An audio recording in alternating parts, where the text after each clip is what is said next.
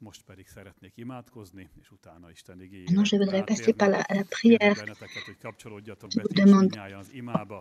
de vous Mennyei joindre à moi Atyánk, dans az Úr cette Jézus prière. Krisztus nevében Père hálát Céleste, adunk au nom neked puissant ezen du a Seigneur nagyszerű Jésus-Christ, estén. nous te remercions Köszönjük pour neked cette a soirée que hitparkot, tu nous as köszönjük donnée. neked, hogy Te remercions ezt pour azért ce adtad bâtiment. Nous nekünk, te remercions que azért tu l'as donné aussi, vásárolhattuk meg, pour építhettük que nous fel, avons pu pouvoir úgy hagytuk construire folyamatosan, et nous hogy itt pouvons Isten prendre soin tiszteletek folytatódjanak, és de köszönjük l'ensemble neked, Uram, hogy az du elmúlt parc de több la mint foi. egy éves kényszerű Et szünet nous voyons után qu'il y a eu újra cette élet kezd lenni situation a pendant une hitparkban, année où nous n'avons pas újra pu nous réunir üdvözülők, en présentiel. Istenkereső Et emberek, maintenant, nyitott, enfin, nous szomjas, pouvons éhes reprendre emberek le jönnek culte. ide, és Les kérlek personnes qui téged, ont Uram, faim et soif érintsd de meg a toi, nous te demandons, szíveket, Seigneur, que és tu rombold le touches az leur ördög cœur, munkáit, que tu détruises minden l'œuvre du diable, elmagányosodásnak, frusztráltságnak, que tu félelemnek, mettes és un terme egyéb à toute lelki, peur, szellemi à toute tüneteknek, bajoknak a falait, és kérlek téged, Uram, add meg, hogy sentiment mindenki lelki, qui se szellemi trouve en gyógyulást eux et éljen át itt a hitparkban, et és imádkozunk azokért is, qui akik puissent être már guéris jönnének, de, de de még ce nem sentiment jöhetnek, négatif. hogy áld Te meg demandons, őket az Seigneur, que otthonaikban, tu les és bénisses, imádkozunk ceux qui ne peuvent azokért plus se is, joindre à nous akik en már présentiel, jöhetnének, que de nem tu akarnak jönni,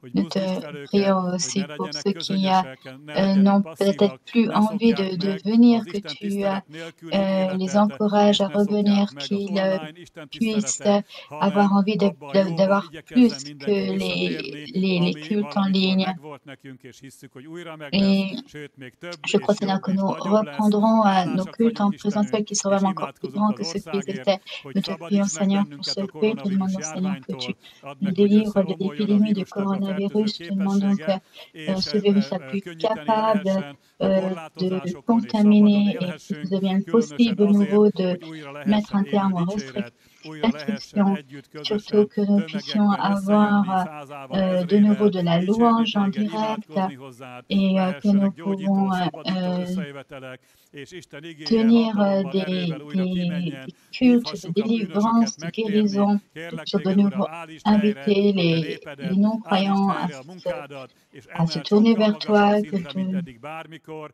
Minden dicsőséget neked adunk, és pour que la gloire megemlékezünk se az revienne izraeli à toi, Seigneur. Nous te zavargásokról, souvenons háborús des helyzetről. troubles Kérünk, en Urunk, adj Israël, de ces kegyelmet, situations de hogy a guerre. fegyverek Te demandons elhallgassanak, que hogy a tu donnes terroristák la grâce befejezzék az pour que áldatlan tevékenységüket, hogy les az armes izraeli cessent, hadsereg, pour que hatóságok szakszerűen és le pontosan végezzék a terrorisme munkájukat, puisse és être kérlek téged, vaincu et Uram, que les hogy forces fékezd meg azokat a de kalappor l'armée hatalmakat, israélienne puissent amelyek most háborúval se fenyegetnek, livrer à háború un travail kirobbantását, précis nemzetközi hadsereg et bevetését efficace. szorgalmazzák. Kérünk, Istenünk, hogy adjál a Demandons, Seigneur, Közel-Keleten que tu donnes la békességet, paix au mert megmondta a Moyen-Orient, próféta, hogy te adsz békességet, car te par rád les nézünk, te prophètes, tu as benned dit que bízunk, c'est toi hogy qui donneras la megszabadítod paix, Izraelt minden que tu bajából, és délivres Israël de visszavezeted a tous ses szövetségbe. maux et Hálásak vagyunk qu'il neked, puisse Urunk, être dicsérjük rétabli téged, dans Jézus l'alliance avec nevében. toi. Amen. Au nom puissant du Seigneur Amen. Jésus-Christ, Amen. Dicsőség az Úrnak.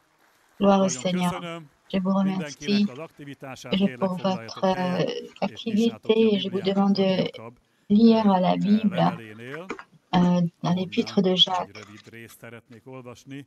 Sokszor foglalkoztunk ezzel a résszel, így a koronavírus járvány kapcsán, mert egy nagy Lu ce közös passage próbán par mentünk rapport keresztül, au de most coronavirus. nem újra a próbákról szeretnék Maintenant, je ne vais donc pas beszélni, parler hanem juste azon belül egy nagyon des fontos épreuves en dologról, és général, szerintem mais nagyon d'une fontos, chose ez pedig a importante au sein bölcsesség. de ce Azt passage qui est mondja la Jakab sagesse.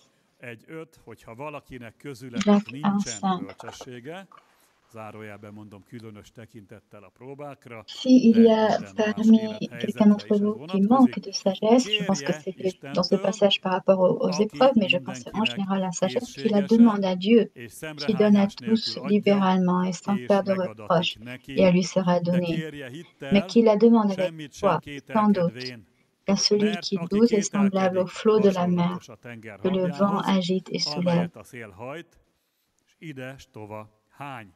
Mert ne véje az ilyen ember, Car hogy tel homme kaphat ne pense valamit az pas qu'il Úrtól, recevra a quelque két chose du szívű, Seigneur. C'est un homme pontosabban két irrésolu, lelkű, a inconstamment. minden Ça veut dire útjában aussi qui a álhatatlan deux âmes, ember. une âme double, Amen. dans toutes ses voies. Először is arra hadd hívjam fel Donc a d'abord, je voudrais attirer votre figyelmeteket, attention hogy a sur bölcsesség le fait que la például a sagesse, Példabeszédek on la könyve retrouve 8-12-es versében dans Proverbe 8, személyként, 12, egyes szám qui első est személyben personnifié par une mutatkozik be, azt personne. mondja én bölcsesség. Et elle dit, moi, la Tehát a sagesse. bölcsesség nem csupán Donc, egy emberi erény la sagesse n'est pas tulajdonság, juste hanem annál une sokkal propriété több, de l'homme, mais sokkal bien mélyebb. plus, ça, Az c'est plus eredeti profond. formája a Dans bölcsességnek sa az forme magának originale, Istennek, a C'est bölcsessége, c'est Dieu, la aki sagesse de az Dieu, örökké valóságban minden munkájának a et kezdeteként qui, dans a toutes ses fiút œuvres küldte, dans és l'éternité, a a fiú réfléchi à ses egyrészt œuvres et ez a a neve, hogy a fiú, créé másrészt az le ige, Fils, l'a engendré, harmadrészt a a bölcsesség, aussi engendré negyedrészt a la felkent, és parole több et l'a más nevet engendré is a Biblia la tartalmaz, sagesse. tehát ebből arra tudunk következtetni, hogy Donc, Isten nous pouvons en bölcsességét déduire personalizálta, que megszemélyesítette, la sagesse nem a été költői personnifiée. eszközre gondolok, Ce n'est pas hanem úgy uniquement valóságosan egy isteni lényben, une a figure de fiúban style, Isten minden mais au bölcsessége sein du Fils, benne van, Dieu a vagyis placé la Isten a sagesse. bölcsességét Et kimondta, Dieu a megszűrte prononcé magából, és la ez a sagesse bölcsesség, en ez dehors de maga a lui, fiú. És ce qui est ez a devenu le Fils. bölcsesség volt aztán Et Istennek, az Atyának a munkatársa abban, hogy az egész ainsi, világot, láthatót és láthatatlant, eget és c'est ainsi que nous földet, voyons que le angyalokat, monde entier, embereket és l'univers minden entier, mást megteremtett. Tehát, a ahogyan été mondja a créé, kolosszei levél, hogy comme on a peut le voir dans fiúban, a fiú Colossiens. által, a fiúért Toute chose a teremtetett été minden, créée akkor par ezt úgy lui, is pour lui mondhatjuk, et au travers de hogy lui. minden az Isten bölcsességében, Donc tout a été az Isten créé par la bölcsessége sagesse de Dieu, által és az Isten bölcsességéért dans la lett sagesse et pour la megteremtve. sagesse. Mi pedig emberek az Et nous, Isten en tant qu'hommes, képmására, és azon belül az Atya, Fiú, Szent Szellem, három nous avons isteni été személy créés közül a Fiúnak par, a képmására lettünk megteremtve, és à la ebből ressemblance du az Fils, következik, parmi les hogy trois Isten personnes de Dieu. eredeti akarata, Et ainsi, hogy az donc, dans la embernek legyen bölcsessége, volonté de az Dieu, c'est embert que Isten l'homme soit sage bölcsességben, bölcsesség et által és bölcsességért teremtette, que par la mint egyébként sagesse, minden pour la más sagesse, teremtményét. Tehát nem szabad nous mi avons été bölcsesség nélkül créés comme élnünk. Isten nous akarata ne az, pouvons pas hogy vivre sans la mindig a sagesse. rendelkezésünkre Le Seigneur álljon veut que az a la sagesse bölcsesség, soit amire à épp notre szükségünk disposition. van, és ezért mondja Jakab, Et c'est pour ça hogyha que Jacques valakinek nous dit, nincsen, si nem une volna personne elég n'a pas bölcsessége, assez de akkor sagesse, kérje. qu'il la Tehát a demande. bölcsességet kérni kell Donc nous Istentől, devons és Isten demander la adja. sagesse A et le bölcsességet nem lehet Seigneur nous megtanulni, donnera la nem lehet sagesse. kifejleszteni, Nous ne hanem a pouvons pas bölcsesség développer cette természet fölötti qualité, mais la sagesse ajándék, est adomány un az ember don qui vient számára. de Az Dieu. eredeti Isten Et képűségnek is ez része, csak ismert, hogy az Isten képűség il s'agissait on voyait que l'homme a été créé à eltorzult az l'image de ember Dieu. számára, Et és ezért malheureusement, cette image a ki kell été fejleszteni abban a hitünket, hogy Istenhez kell souillée, a mennünk été bölcsességért, ne a saját détournée par l'homme à bölcsességünkre cause de l'état támaszkodva pécheur. Nous próbáljuk devons maintenant aussi megoldani a problémáinkat, non pas de különösen nous egy olyan de éles résoudre nos helyzetben, problèmes par mint egy notre próba, propre egy sagesse, Istentől notamment megengedett quand il y a próba, une és ez épreuve. egész biztos, ez az elmúlt másfél év, ez ilyen helyzet volt, Et ez egy c'était globális vraiment une szinten is, épreuve dans cet un an et demi que nous egyetemes avons egyház traversé, szintjén is, a helyi gyülekezetekben is, és que ce a soit au családokban, niveau egyének életében is. des églises et Biztos aussi vagyok des benne, hogy familles. néhányan tudnátok sorolni, hogy milyen Je pense que nous új pourrions tous különleges dire kihívásokat quels ont hozott été ez az les défis időszak, que nous avons rencontrés pendant és nem cette période. biztos, hogy tavaly márciusban Et, amennyi bölcsességgel rendelkeztünk, az elég volt ehhez az időszakhoz.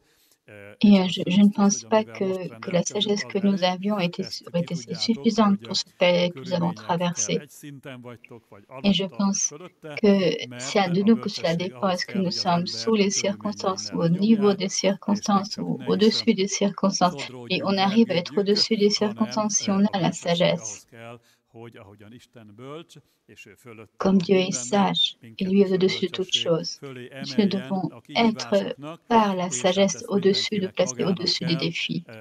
egy Et számvetés nous avons donc formájában besoin de megválaszolni, réfléchir hogy et de nous poser rendelkezünk-e, cette question, est-ce que nous rendelkezel-e te possédons konkrétan assez azzal a de sagesse? bölcsességgel, amire szükséged van. Ha nem, az baj, Si tu de penses nem que non, tragédia, alors és c'est une azért nem difficulté, mais ce tragédia, n'est pas mert une kell tragédie. Et és pourquoi ce n'est lehet pas une kérni tragédie? Istentől Car tu peux la bölcsességet, demander de és Dieu. az a jó hír, Et la hogy bonne Isten nouvelle, szemrehányás c'est nélkül que adja, nem azt mondja, Dieu hogy te na, te donne la mostoha, még sagesse. mindig nem vagy elég bölcs, hanem Et fog il va, adni il va pas te bölcsességet, dire, ah, mais de tu manques de kérjed, sagesse, tu és devrais avoir terjeszd ki honte. erre a hitedet, Non, tu dois demander mert a la hit sagesse, tu dois az développer ta mindig foi pour recevoir la fejlődés sagesse. alatt van az Car emberben, notre foi est amit a toujours en train de se hallásból, az développer. Isten Notre szavának a foi vient de ce que meghallásából nous avons származik, entendu de la tehát parole de minden Dieu. élethelyzetben, különösen ha Ainsi donc, nehéz dans chaque helyzetbe kerül situation az de la ember, vie, akkor az első notamment quand dolog, nous hogy sommes dans el une kell kezdeni situation Istent difficile, keresni, nous és devons Isten d'abord nous szavából tourner jön a vers Dieu. hit, és ha már van Et hited, si nous akkor avons la utána nem foi, kell megállni, hanem a tu ne dois hittel pas kell kérni a t'arrêter à ce moment-là, mais bölcsességet. tu dois demander la foi. Pontosan mi lesz a megoldás, Et hogyan fogunk tudni kijönni az c'est adott ainsi helyzetből, que nous pourrons ahogyan sortir de Jézus cette megígérte, situation. hogyha Comme Lukács Jésus-Christ evangélium l'avait 21-es fejezethez parlé, nous voyons lapoztok egy pillanatra, és ott megnézzük együtt a 15-ös dans verset, Luc, azt ígérte Jézus, hogy én adok nektek szájat és Jésus avait dit, je vous bölcsességet, donnerai une melynek bouche, la bouche ellene nem szólhatnak, sem ellene nem et la állhatnak sagesse, et mindazok, que akik magukat ellenetekbe aucune vetik.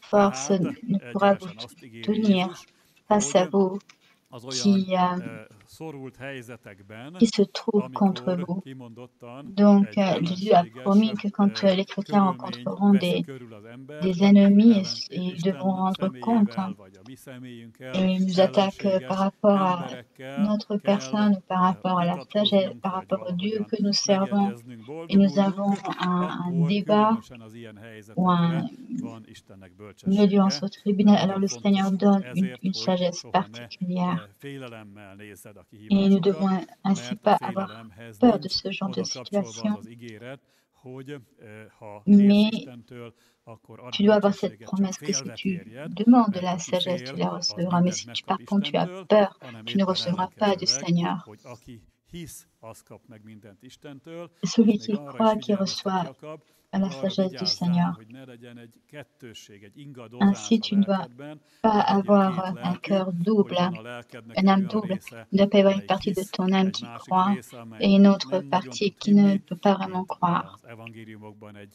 példa, Et egy apa példája, nous prenons aki l'exemple nagyon dans aggódott a l'évangile gyerekéért, d'un hogy père qui s'inquiétait de démonizált, ses enfants, és pour son amennyire fils, tudott et hitt, qui de azért pensait qu'il volt a était démonisé, lelkének egy másik zuga, mais il amelyiknek avait nem tudott hinni, és azt mondta, hiszek Uram, parfois légy la foi, segítségül a mais pas trop. hitetlenségemnek, Donc il avait dit tehát au ezt Seigneur azért nem Jésus, lehet a Seigneur, hitnek egy je crois, ellenállhatatlan mais viens au secours de mon megvallásának incrédulité. felfogni, hanem egy bizonytalankodó ember, Et akiről c'est une pedig azt personne mondja Jakab, hogy az ilyen qui ember était nem nagyon tud hésitante kapni semmit Istentől.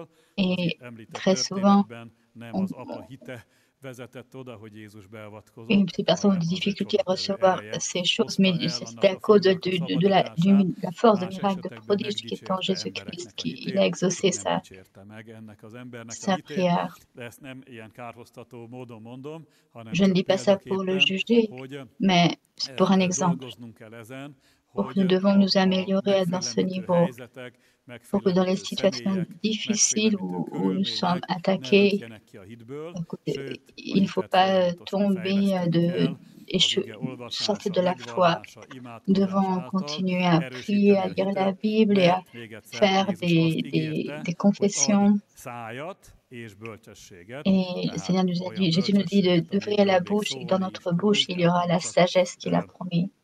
egy belső gondolat formájában, hanem még ki is tud Et, jönni az emberből gyakorlatban. ainsi, Ilyen bölcsességet ígért nekünk il y a Jézus, cette tehát sagesse erre kell que oda le Seigneur szánni nekünk nous a magunkat, promis. hogy ezt a Et nous bölcsességet devons keressük, kérjük. rechercher Még cette mielőtt ebbe sagesse. jobban belemélyednénk, hadd Avant que térjünk je vissza a continue, kezdetekhez, vagy a kezdetek utáni pillanatokhoz. revenons au commencement, Az angyaloknak a lázadásával alors de kapcsolatosan la szeretném révolte mutatni des az anges. Ezékiel próféta 28. fejezetéből, Je hogy az voudrais angyalok montrer is kaptak Istentől dans bölcsességet. Ézéchiel 28, Ezt mondja Ezékiel 28:12, hogy embernek fia, 12. kezdjász éneket Tirusz királyáról, és mond neki, így szól az Úristen, te voltál az arányosság pecsétgyűrűje, teljes bölcsességgel, tökéletes szépségben. Tehát ez még a lázadás előtti Du világot írja Seigneur le, et amikor még l'Éternel, tu mettais le valószínűleg sceau az à la ember meg sem perfection, volt tu étais plein teremtve. de Az sagesse, angyalok parfait voltak en akkor az beauté. Isten teremtményei Donc közül a szeme ici, fénye a csúcs, c'était Lucifer qui était dans cette sagesse, et on nous dit même que sa sagesse était, il était plein de sagesse. Et nous savons que ce n'est pas, on voit que ça ne part pas juste du roi de Tyr, mais qu'il y a une dimension spirituelle et qu'en fait il s'agit bien de Lucifer qui a reçu un niveau extrêmement élevé de la sagesse. Et on voit verset 17, ton cœur est devenu arrogant à cause de ta beauté. Tu as corrompu ta sagesse par la splendeur. Je te jette par terre. Je te livre en spectacle au roi. Donc sa sagesse est restée après sa révolte, mais a été corrompue. Ce n'était pas une sagesse sainte qui serve à les objectifs du Seigneur, mais une sagesse qui est devenue corrompue. On pourrait y comparer, pour prendre un exemple, il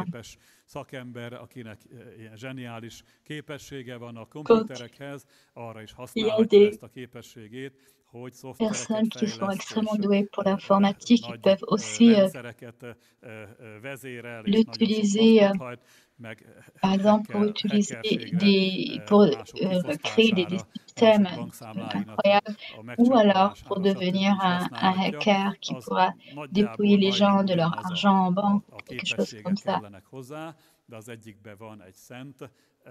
Donc, ce sont les mêmes capacités au niveau. Dans le premier cas, il s'agit d'utiliser la sagesse pour un objectif approprié, ou alors une sagesse corrompue. Donc, Lucifer a donc une sagesse corrompue et nous devons y faire attention car il peut y avoir des situations de notre vie où il y a des personnes qui ont une sagesse corrompue.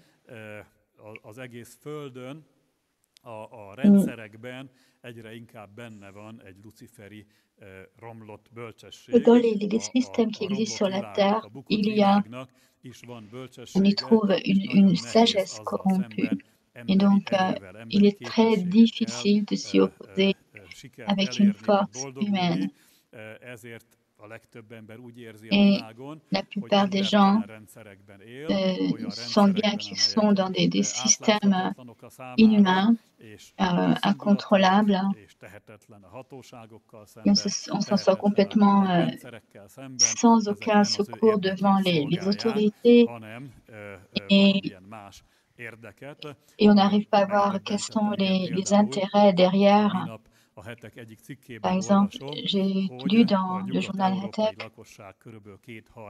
que les 2/3 de la population européenne est plutôt conservatrice et voudrait avoir des mesures en faveur de la famille, et cela ne ressort pas des différents partis politiques. Ça ne se transcrit pas dans la politique. Et nous devons nous faire réfléchir, car le monde ne va pas être corrompu. Ce n'est pas parce que nous ne voulons quelque chose de bien que cela va se réaliser. Il y a une sagesse, une génialité dans ce système qui est corrompu, qui porte en elle-même ces capacités, cette sagesse qui vient de Dieu, donc c'est très important, mais qui est corrompu. Je voudrais revenir dans Jacques 3, qui nous parle de cette sagesse. Jacques 3, 13. Azt mondja, kicsoda köztetek bölcs és okos, mutassa meg az ő jó életéből az ő cselekedeteit, bölcsességnek szelídségével, Qui parmi d'entre vous dit qu'il est sage? Ou si vous avez dans votre cœur de l'amertume, il faut savoir que ce n'est pas la sagesse qui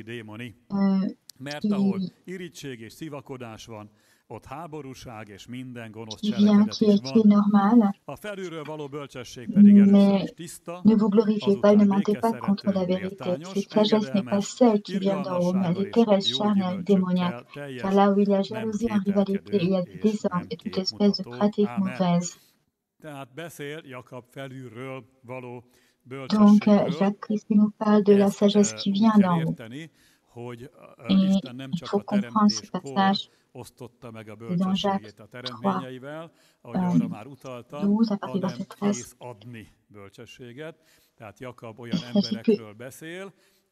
Il y a donc deux personnes, on le voit aussi dans l'introduction. Au contraire de l'introduction, il n'y a pas seulement ces personnes qui sont dans un état d'âme double, mais et ces personnes, même si elles sont très consacrées, elles sont consacrées au Seigneur, il y a des difficultés qu'ils vont rencontrer et le Seigneur va devoir les délivrer de l'épreuve dans laquelle ils se trouvent.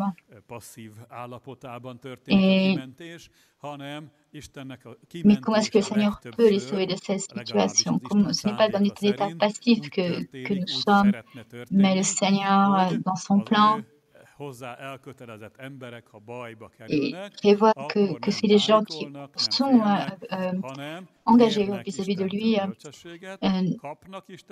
reçoivent la sagesse du Seigneur et l'utilisent et ça va se transcrire dans leurs actions. Ils vont la vivre dans leurs actions. Et ils vont transcrire ces actions dans les faits. C'est ainsi que nous aurons une vie, bonne vie. C'est ce que dit Jacques. Celui que d'entre vous est sage et intelligent, c'est 13. Donc, on pourrait dire intelligent par celui qui connaît les choses, qui comprend les choses, qui est un expert, qui fait ce qu'il doit faire. Il faut qu'il montre par sa bonne conduite avec ses œuvres empreintes de douleur et de sagesse.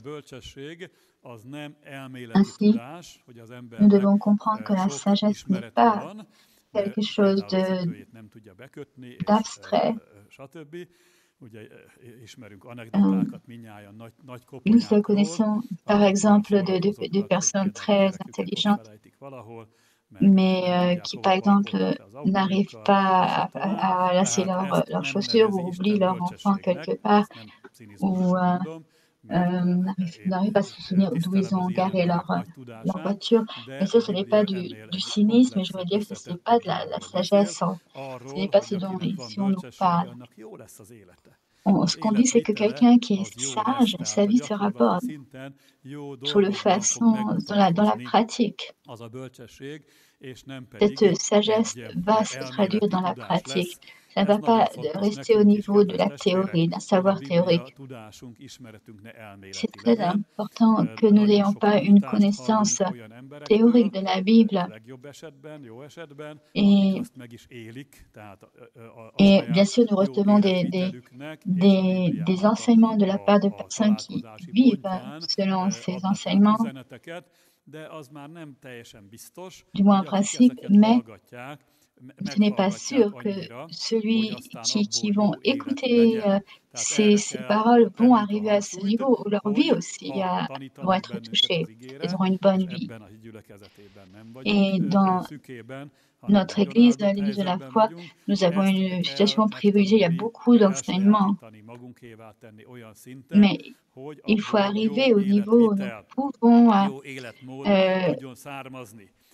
nous approprier ces vérités qu'on nous enseigne pour avoir une vie qui soit une vie bonne. Et notamment quand il y a des conflits autour des chrétiens. Je ne peux même pas dire s'il y a eu une année ou même un mois autour de notre Église où il n'y avait pas eu des mois, des conflits. Parfois des conflits très forts ou parfois c'était des conflits moins forts. Et notamment dans ces situations-là, il faut faire très attention. Car il y a des mauvais exemples. Il y a cette tradition dans le monde que le monde veut corrompre la sagesse. Et c'est facile de s'adapter au monde et de tomber dans la corruption de notre sagesse. Nous devons faire un effort pour conserver la sagesse qui vient d'en haut, car la sagesse qui vient la sagesse qui est démoniaque, qui est terrestre, c'est beaucoup plus facile de s'adapter à cette sagesse. Et donc c'est pour ça que c'est très important que nous prions. Je prie comme dans Éphésiens 1, 17.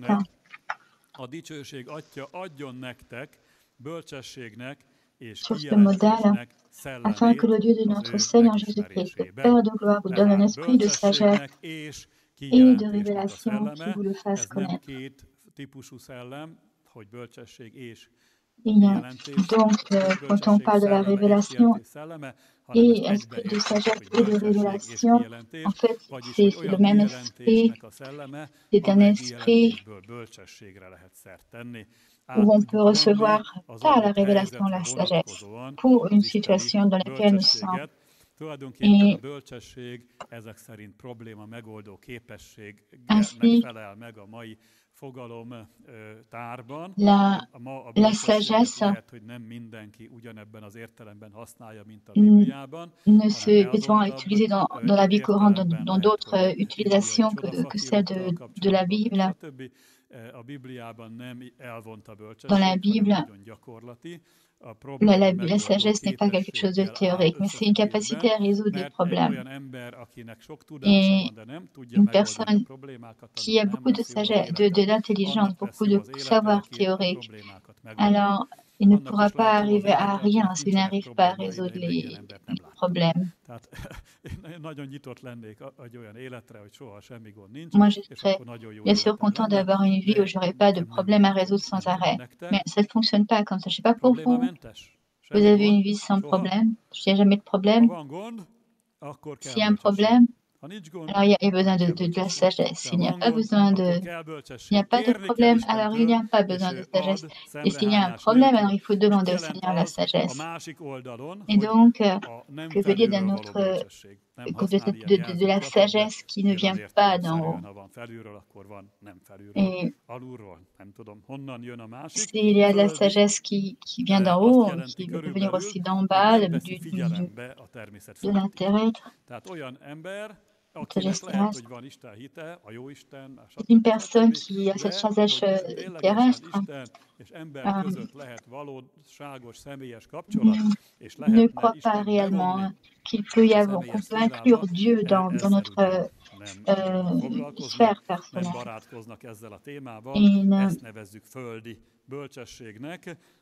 Ils essaient de résoudre leur situation par eux-mêmes.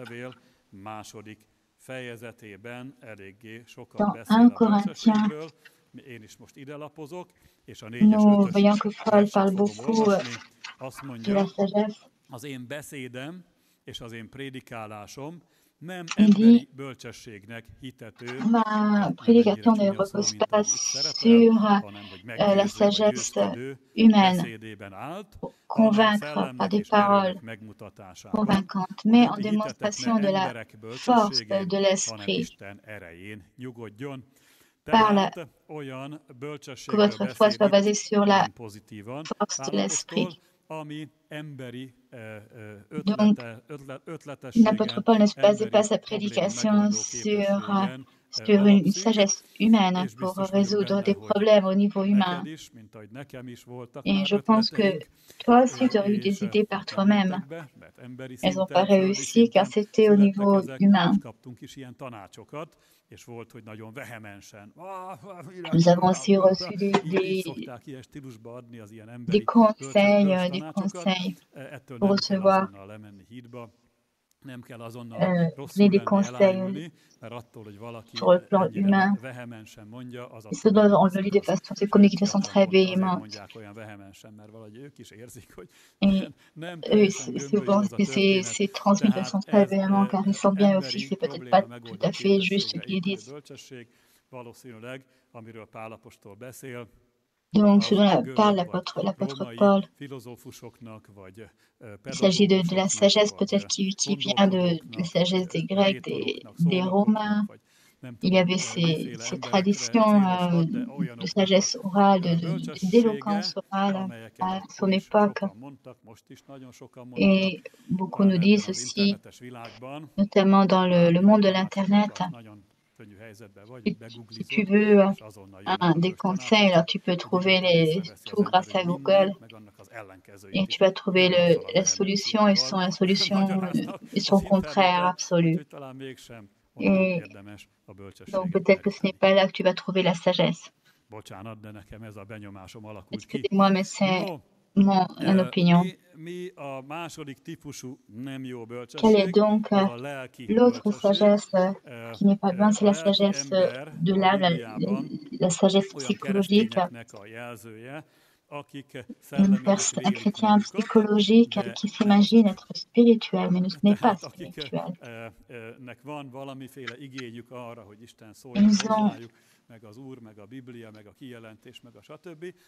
Ils aiment avoir des révélations, mais ils aimeraient avoir des révélations du Seigneur, mais ils ne s'investissent pas dans ce travail.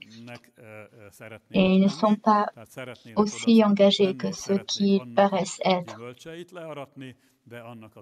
Ils aimeraient avoir des fruits, mais ils ne veulent pas payer le prix. Ils ne veulent pas tellement passer de temps à lire la Bible, à servir le Seigneur dans les églises ou aller dans les cultes. Mais ils veulent juste avoir une certaine relation avec les choses de Dieu. L'apôtre Paul dit qu'ils ne comprennent pas les choses de l'esprit. Et c'est pour ça que leur sagesse reste au niveau de la terre. Écoutez. Nous voyons dans 2 Corinthiens 1, 12. Második Korintoszi levél 1.12, mert a mi dicsekedésünk ez, lelkiismeretünk bizonysága, hogy isteni őszintességgel és tisztasággal, nem testi bölcsességgel, hanem Isten kegyelmével forgolódtunk a világon, kiváltképpen pedig ti köztetek. Tudom, hogy testi van itt az eredetiben, a görögben is testi van. Démarche dans la conscience que nous sommes conduits dans le monde et surtout notre regard avec une sainteté, une sincérité qui vient de Dieu, non pas avec une sagesse charnelle, mais avec la grâce de Dieu.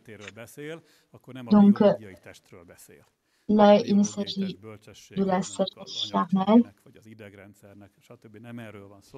Ce n'est pas contre l'homme, contre le corps de l'homme. Nous sommes les créatures du Seigneur, il n'y a pas de problème avec notre corps.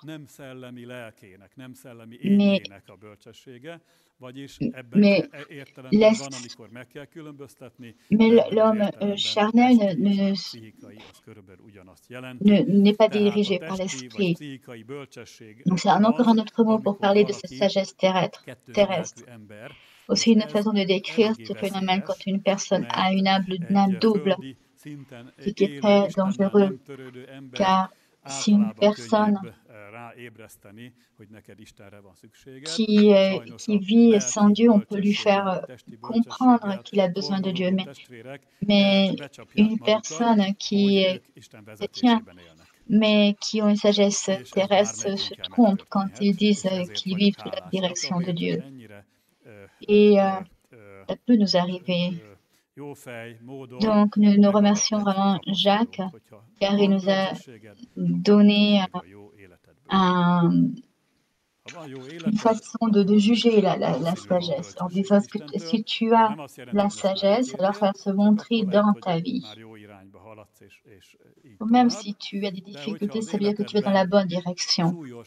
Mais si dans ta vie, il y a vraiment des difficultés incroyables, pas une, mais plusieurs, pas une fois, mais plusieurs fois, alors tu dois te poser la question, est-ce que peut-être tu es dans une situation d'âme double, tu n'es pas engagé, et comme tu t'imagines que tu l'es, et tu t'es créé une image de toi-même qui n'est pas juste.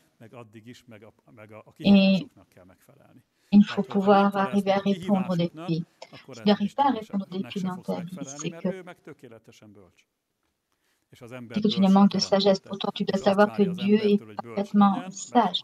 Et le Seigneur s'attend à ce que toi, tu deviennes sage. Si tu n'es pas sage suffisamment, tu dois demander. Si tu demandes, tu recevras. Si tu reçois, tu dois utiliser. La vie est simple, non? Très simple et très compliqué à la même fois. Nous remercions le Seigneur pour cette conduite. Nous soyons conduits. Nous ne devons pas arriver au niveau où la sagesse devient démoniaque.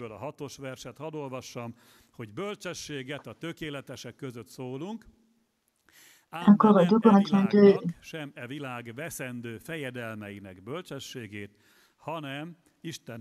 Nous ne parlons pas selon la sagesse de ce monde, mais nous parlons de cette sagesse qui était cachée en Dieu depuis le commencement du monde. Et cette sagesse qui était connue de personne depuis le fondement du monde, car s'il l'avait connue, il n'aurait pas crucifié le Seigneur de gloire. Donc, il s'agit de la sagesse qui a créé l'univers. On nous dit que dans ce monde, les créatures ont accès à la sagesse, mais également à la sagesse qui vient de celui qui est le prince de ce monde. Et il y a donc cette corruption de la sagesse de Satan et qui va être transmise aux hommes. Et donc, la proposition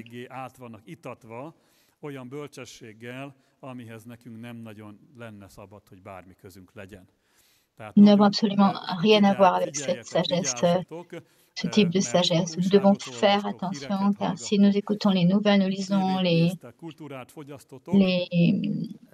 journaux, nous consommons la culture, elle est imbibée de la sagesse de ce monde.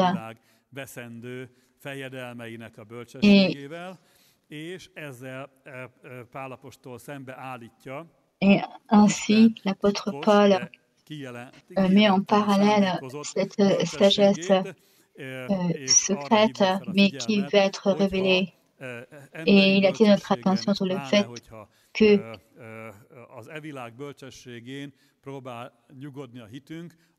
notre foi est fondée sur la sagesse du monde. Elle ne peut pas se développer. Notre sagesse ne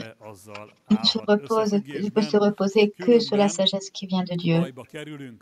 Car sinon, nous serons de graves problèmes. Il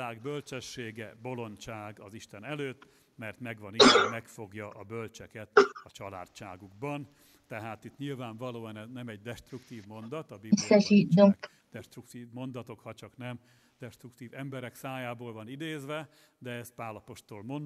il n'y a pas de verset dans la Bible qui soit destructif, et sauf si c'est cité hors contexte.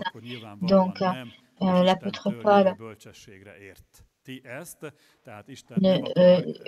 critique les sages de ce monde. Ce n'est pas les sages qui ont reçu une sagesse qui vient du Seigneur, mais ceux qui ont reçu la sagesse du Seigneur de ce monde.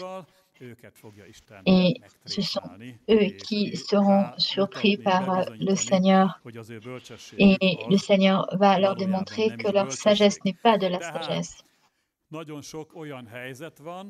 Ainsi donc, il y a beaucoup de situations au niveau individuel, au niveau de l'Église, au niveau des défis de ce monde, où nous voyons qu'ils avons besoin d'aide et le Seigneur veut nous utiliser pour que nous puissions sortir de nos propres problèmes. Il ne s'agit pas juste de demander la sagesse au Seigneur, avec comme objectif que toi, tu puisses arriver à résoudre tes problèmes à ton niveau, ou les problèmes de l'Église, ou les problèmes de la nation dans laquelle tu te trouves. Et comme on peut voir également dans Romains, que le Saint-Esprit nous aide dans notre faiblesse et vient notre secours dans notre faiblesse et dans la description des différents charismes dans 1 Corinthiens 12. Nem teljesen jó ez a fordítás, a szellemnek valamilyen megnyilvánulására utal. Tehát, hogy a Szent Szellem il s'agit de la distribution des dons de l'Esprit et que tout nous est donné pour notre édification. Hogy némelyiknek ugyanis bölcsesség beszéde adatik a Szellem. Tehát itt kezdi felsorolni az ismert 9 différents charismes qui sont énumérés et que nous regroupons par 3 types de charismes, mais l'apôtre Paul n'a fait que les énumérer. Et je pense qu'il y a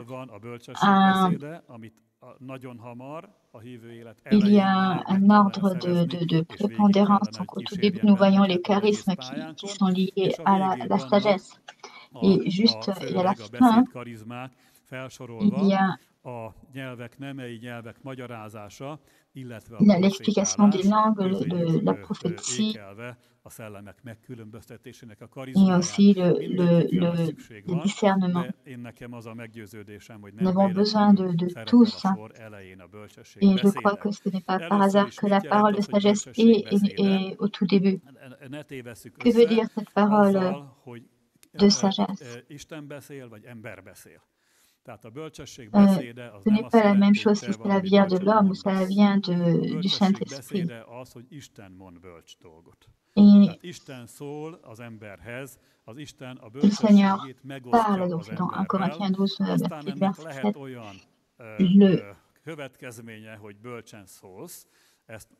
donc tu parles de façon sage, et Jésus-Christ nous a dit qu'il donnerait le Saint-Esprit, qu'il donnerait les mots pour parler quand nous sommes dans des situations difficiles.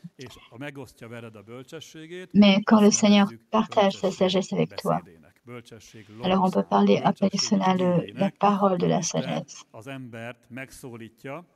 Ainsi, Dieu nous s'adresse à nous et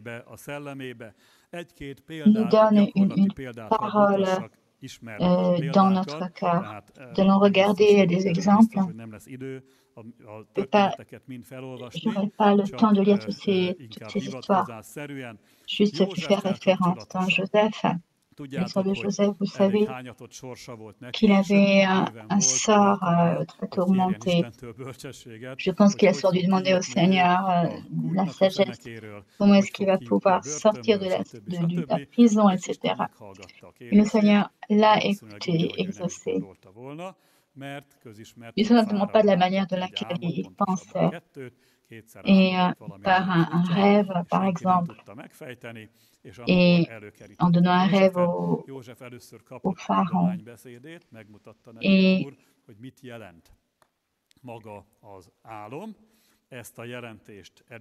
Et ainsi, le Saint-Esprit a montré à Joseph quelle était la signification du rêve. Dans Genèse 41, au verset hogy most azért szemeljen ki a fáraó egy értelmes és bölcs férfit, és tegye Egyiptom földjén gondviselővé, és cselekedje ezt a fáraó, és rendeljen tisztartókat az országnak, Quand il a présenté Joseph au pharaon, on a dit voici un homme sage. A következő esztendők minden termését gyűjtsenek gabonát a fáraó keze alá. Il a dit à Pharaon que l'on trouve un homme sage pour pouvoir préparer les provisions de blé pendant les périodes d'abondance, cette année d'abondance de blé. Nagy probléma merült fel. Donc il y avait un grand problème, la venue de cette famine. C'était pas pour tout de suite, c'était pour à bout de 12 ans.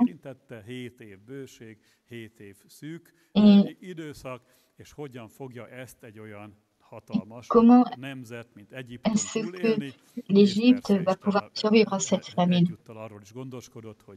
Et Dieu aussi voulait par cela prévoir une solution pour que Jacob et sa famille puissent survivre à cette famine. Donc Joseph a reçu la parole de sagesse de Dieu et ensuite l'a rendue par la parole qui en fut la conséquence. Il a commencé à avoir une bonne vie. Avant, il était dans la prison, il était prisonnier, il était sans arrêt dans le danger. Et ensuite, le pharaon a dit, est-ce que nous trouverions un autre homme qui soit comme lui, dans lequel l'ordre de la sagesse de Dieu habite? On a dit, puisque la sagesse de Dieu habite en toi, il n'y a pas d'autre personne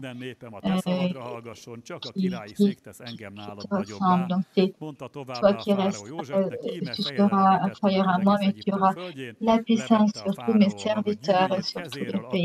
Et le pharaon a enlevé son anneau de son doigt, il l'a mis sur le doigt de Joseph. Et c'est lui qui, quand il conduisait son char, on disait, voici celui qui a été fait chef de tout le peuple d'Égypte. Et il a dit que je suis le pharaon, mais sans ta volonté, personne ne peut lever le doigt sans toi. Et ensuite, il a eu de la puissance, de la fortune. Et Joseph, qui avait beaucoup souffert pendant beaucoup d'années, et tout d'un coup, d'un jour à l'autre, il n'était pas le rêve américain, c'est même encore bien plus que cela. Du jour au lendemain, il est parti de la prison pour arriver au sommet du pouvoir. Akkor biztos, hogy hosszú távon nem kutyaütő sorsa lesz, hanem jó sorsa lesz, Isten fel fogja emelni, és ráadásul ez a bölcsesség, ez közhasznú. Et ainsi cette sagesse était asservie à l'ensemble du peuple. Nous pouvons aussi en parler de l'histoire de Moïse. Étienne en a parlé dans son message avant d'être lapidé dans Acte 7.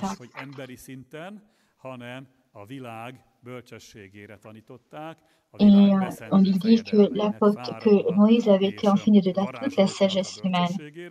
Il avait été et qu'est-ce qui lui a été possible avec cette sagesse, et qu'est-ce qu'il a pu arriver à faire? Il pensait que ses frères comprendraient que Dieu lui accordait le salut par cela, mais ne comprirent pas. Et c'était toute cette sagesse qui l'avait amené à cela. Il était au niveau le plus élevé de la sagesse. Il avait appris énormément de choses en tant que fils du Pharaon. Fille du Pharaon. Et c'est quand il a voulu utiliser sa sagesse à lui qu'il a eu il est tombé très profondément. Et c'est pour cela que l'on voit que la sagesse humaine ne sert à rien dans les yeux de Dieu. Et ensuite, il continue après. Et és onnantól fogva pedig nem volt már probléma. A nép is Et une megértette, fois qu'il a été hogy envoyé par le Seigneur en Égypte, il n'y a pas eu szabadítottának de nekik problème. vagyunk. Il a pu Persze nem volt accomplir sa problémamentes a mission pour kapcsolat, ezt délivrer ott son hagyjuk, peuple. és megtörtént a tűzcsapás, Et megtörtént a il y a eu Páska les 10 ünnep, plaies, il y a vagyis eu la Mózes fête mindig de la átvette Pâque qui Istentől, a hogy été mit kell tenni az instaurée. ellenséggel szemben, és hogyan Le kell Seigneur megvédeni az Isten a montré népét. à Moïse que A tu devais faire Vörös-tenger contre l'ennemi, comment kettéválasztását protéger son különösen peuple. kiemelném, Et mert quand il erről y a pedig le Pál passage apostol a de la zsidókhoz írt mer levélben Rouge, mond egy nagyon érdekes megjegyzést, a l'apôtre Paul Zsidó dit 11.29-ben, hogy hit dans által keltek át a Hébreux Vörös-tengeren, mint 11 valami szárazföldön, amit megpróbálván az qu'ils ont egyiptomiak traversé elnyelettek. Vagyis, hogy az la, Istentől jövő bölcsességet la nem mer lehet Rouge utánozni. par la foi. Azt Mais gondolták a quand les fáraó és Égyptiens ont voulu serege, en nem centrer bugyuta emberek derrière eux, voltak, nagyon intelligens, okos emberek, azt gondolták, hogy ils ont été ezek a par contre fagyú tués szagú par les flots. magvapásztor, vagy Et, birkapásztorok, ha meg tudták csinálni, mi is meg et ce tudjuk sont csinálni. ici, Mi műveltek ces vagyunk, esclaves okosak vagyunk. ont réussi à traverser à sec Sőt, cette mer a rouge, nous aussi vesztiket on pourra le okozta faire. ez Et a c'est próbálkozásuk, exactement ce qui tehát a az créé isteni leur perte. bölcsességet nem lehet utánozni, az Donc la isteni sagesse de Dieu ne bölcsesség saurait rendkívüli. l'imiter. Elle est incroyable. Megemlíteném még csak így Et je felolvasás nélkül citerai encore, Józsuét. sans lire, Azt gondolom, l'histoire de hogy Josué. nem tanítják a katonai akadémiákon Je ne azt pense qu'on utilise, on ne azt a s'enseigne pas dans technikát, l'académie militaire ahogyan ces Józsué techniques bevette de Jerikónak bataille. a vár Comment falát, est-ce qu'il tehát a hogy nem attaqué tudunk róla, hogy Jéricho bárki pour azon ijedtett lancer volna, un hogy assaut. egy nap körüljárni a várost, Et c'est-à-dire kosszarvatokkal kürtölve, másnap megint, a hetedik nap hétszer, és le akkor premier leomlik a jour fal. Hát ez nem egy de faire un tour autour de la ville et ainsi chaque jour et le 7e jour de faire 7 tours. Van Il természet y a fölötti, une sagesse humaine dans cela, il y a une sagesse militaire, il y a aussi une sagesse surnaturelle. és ezt Józsué nem ő találta ki, hogy én így Et szeretném. c'est pas Josué qui l'a inventé, cette situation. C'était l'instruction du Seigneur. Et je suis sûre que Josué se posait des questions, mais qu'est-ce que je fais? Mais bon, si le Seigneur me le dit, je vais le faire. Et ça a eu lieu, la délivrance qu'ils espéraient. Et regardez Gédéon. Gédéon arrive avec beaucoup de mal à voir une armée. Et le Seigneur lui dit, mais envoie-les à la maison. Il dit, ok, j'envoie la moitié. Mais le Seigneur leur demande d'envoyer encore plus. Il ne voulait qu'il y ait que 300 personnes à la fin. Et alors que cet ennemi est incroyablement plus puissant qu'eux. Ça, sur un niveau humain, on appellerait ça une mission suicidaire. Mais ce ne fut pas la fin, mais vous savez qu'il y avait au niveau de Sparte, 300 personnes de Sparte qui ont essayé de s'opposer à l'armée de Perse. Mais eux, ils sont morts. Alors que les 300 personnes de Josué ont fait ce que le Seigneur leur dit de faire, donc ils ne sont pas morts. Et ils ont eu la victoire. Il y aurait beaucoup d'exemples dans le Nouveau Testament, mais je voudrais vous dire, c'est que nous devons demander. Demandez du Seigneur la sagesse. Même quelle soit la difficulté dans laquelle vous vous trouvez, au niveau individuel, au niveau de l'Église, au niveau de la nation, au niveau de l'humanité, il faut demander, car le Seigneur nous a promis qu'il y a une solution. Nous devons recevoir par la foi. Et le Seigneur va nous libérer. Je pense que c'était devant beaucoup de délivrances que nous pouvons lire dans la Bible et aussi dans nos vies à chacun d'entre nous. Je vous remercie de m'avoir entendu et je passe la parole à Ishval Messadosh.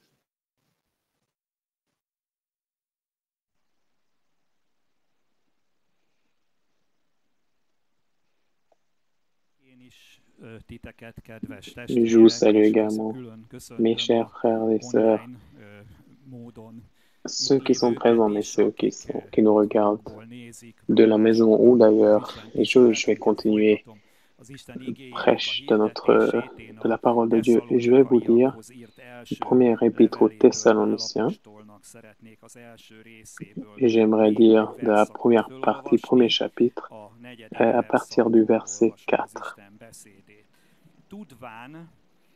Nous savons, frères bien-aimés de Dieu, que vous avez été élus, notre évangile ne vous ayant pas été prêché en parole seulement, mais avec puissance, avec l'Esprit Saint et avec une pleine persuasion, car vous n'ignorez pas que nous nous sommes montrés ainsi parmi vous à cause de vous.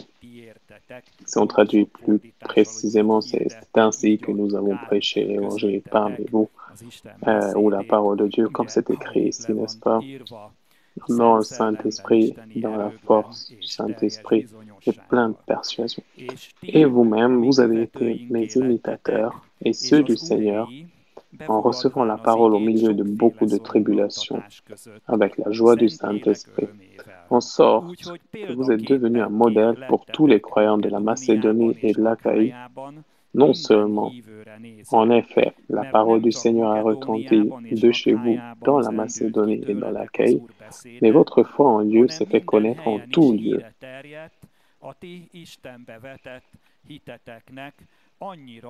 De telle manière que nous n'avons pas besoin d'en parler, car on raconte à notre sujet quel accès nous avons eu auprès de vous, et comment vous êtes convertis à Dieu en abandonnant les idoles pour servir le Dieu vivant et vrai, et pour attendre des cieux son Fils, qu'il a ressuscité des morts, Jésus, qui nous délivre de la colère à venir.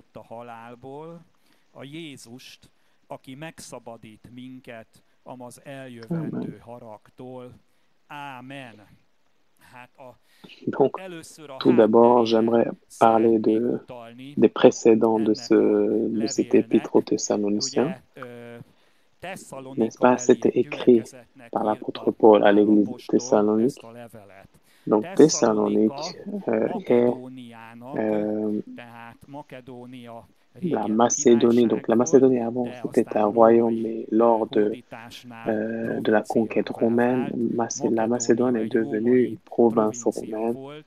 N'est-ce pas? Ce royaume d'avant était situé au nord de l'Empire grec. Et la Macédonie était également connue pour le fait que Alexandre le Grand était originaire de la Macédonie, qui a eu une conquête immense en Europe. Mais ici, c'était déjà terminé et nous sommes déjà, lors de cette épître, nous sommes déjà dans l'ère de l'Empire romain. Donc, la Macédoine,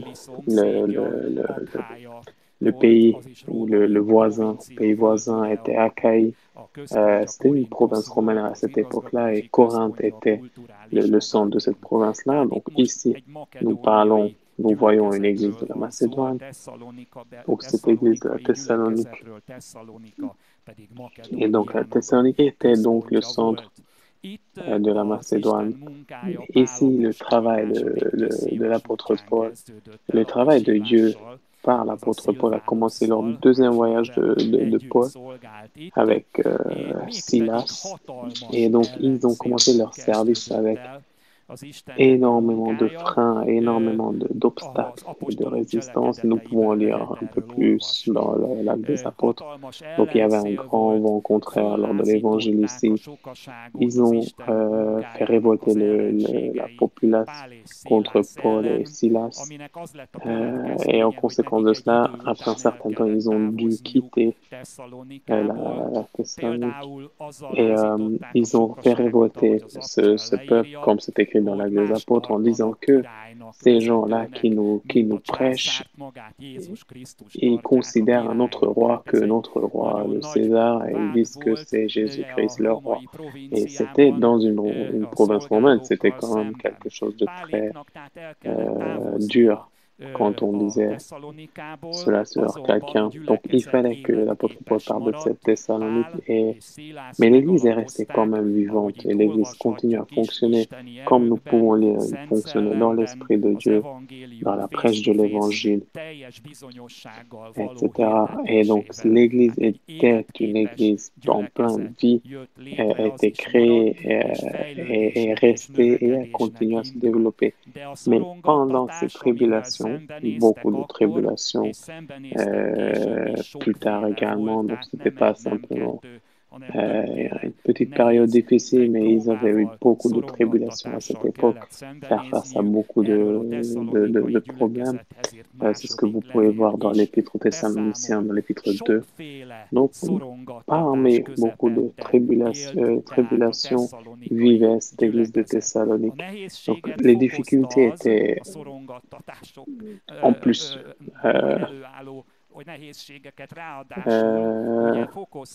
Comme nous pouvons lire de cet épître de la deuxième partie, est que Paul physiquement ne pouvait pas y retourner. Donc il avait été à distance physiquement de cette église qui avait été créée grâce au travail de Paul, comme nous lisons dans la deuxième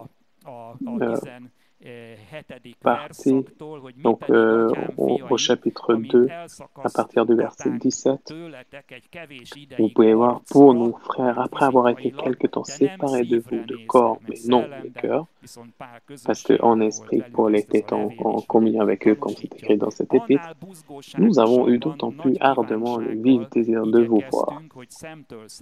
Donc, Paul voulait vraiment les voir physiquement, qu'ils soient de nouveau en communion avec cette église. Et comme c'est écrit aussi, voulions-nous aller vers vous, du moins moi, Paul, une ou même deux fois, et Satan nous a empêchés. Nous en a empêchés. Donc, vous voyez, d'un côté, il y a les tribulations, donc à cause des ennemis du travail de Dieu. Puis, après, il y a une situation que physiquement, ils ne peuvent pas être ensemble. Donc, dans cette situation, c'est les difficultés qui ont été causées par cette distance physique. Donc, comment renforcer Paul, comment Paul fortifier, exhorter l'église de Thessalonique. Donc, c'est quelque chose de vraiment important de voir de A à Z cet épître. Et là, aujourd'hui, je n'aurai pas le temps, bien sûr, ce soir-là, mais j'aimerais quand même vous mettre en lumière quelques parties ici, parce que cela nous parle également très actuel pour nous, parce que nous également, à cause du virus, nous avons des contraintes physiques, nous avons été séparés, nous sommes même en ce moment même séparés des uns des autres, nous ne pouvons pas nous réunir comme on le faisait avant, donc il y a une distance physique. Et ici, lorsque nous avons lu, il y avait une distance physique qui, de base, cause déjà beaucoup d'épreuves et ça fait traverser, ça nous fait traverser beaucoup d'épreuves, mais j'aimerais dire que nous sommes peut-être séparés physiquement, mais dans notre cœur, nous nous portons les uns les autres, ceux qui nous regardent par la télévision ou par Internet, vous êtes tous enfermés dans le cœur de chacun, parce que le peuple de Dieu est une communauté spirituelle, mais plus important encore, vous n'êtes pas simplement dans nos cœurs, nous prions pour vous et pour que vous puissiez passer outre de beaucoup de ces épreuves, parce que ça encore... aujourd'hui, il faut croire que nous pouvons traverser ces épreuves comme c'est dit dans les psaumes. Nous ne savons pas comment cela va devenir une source, mais comme c'est dit dans les psaumes, nous allons pouvoir nous regarder les épreuves passées et nous pouvons voir, nous pouvons comprendre que Dieu nous a gardés avant. Il va nous garder encore aujourd'hui. Donc la situation est que vous n'êtes pas seulement dans nos cœurs, mais ce qui est encore plus grand, vous êtes dans le cœur de Christ, parce que lui, il dit, vous en moi, et moi en vous, comme dit Jésus-Christ de Nazareth à ses disciples. C'est cette situation qu'il est en nous, et peu importe ce qu'il y a autour de nous, nous sommes en lui, et lui, il ne va jamais nous laisser tomber. Il ne va jamais te laisser tomber, parce que c'est un bon berger. Il veut te faire traverser dans l'ombre de la mort, dans la vallée de l'ombre de la mort. Et il veut te faire emmener à de verts pâturages. Gloire à Dieu. C'est ainsi que nous devons regarder cette situation. Mais je le répète, je dis que à cause de cette pandémie, cette séparation physique, donc cause de tribulation, Et en plus de ça, quand nous avons été en plein milieu de la destruction de cette pandémie, les serviteurs de diable, les ennemis de Dieu continuaient aussi lors de cette pandémie et utiliser ces situations pour aggraver et augmenter les tribulations parmi les croyants. Donc, c'est valable également pour nous quand nous disons beaucoup de tribulations, mais également c'est valable les méfaits de ces séparations physiques. Mais malgré cela, qu'écrit l'apôtre Paul aux églises ici? Donc, ce que j'aimerais dire, ce que j'avais lu tout à l'heure, dans le chapitre 1,4, quand il disait que vous avez été élus, mes chers frères. Tout d'abord, il faut se rappeler, il faut graver dans notre conscience, peu importe ce qui se passe autour de nous, il faut le graver dans notre conscience, se coucher, se lever, ainsi en sachant que nous avons été choisis par Dieu. Nous avons été élus dans le royaume de Dieu. Et si de quelqu'un il est écrit qu'il est choisi et élu de Dieu, et Dieu l'a choisi pour qu'il ressemble à son Fils, il les a également appelés, et ceux qu'il a appelés, il les a également justifiés, et ceux qu'il a justifiés, il les a également glorifiés. Et peu importe ce que nous pouvons voir dans les situations d'aujourd'hui, si nous marchons sur ce chemin, si nous faisons notre part, nous ramons ici dans cette tempête-là, et si nous ne laissons pas tomber les pagaies, nous continuons à ramer.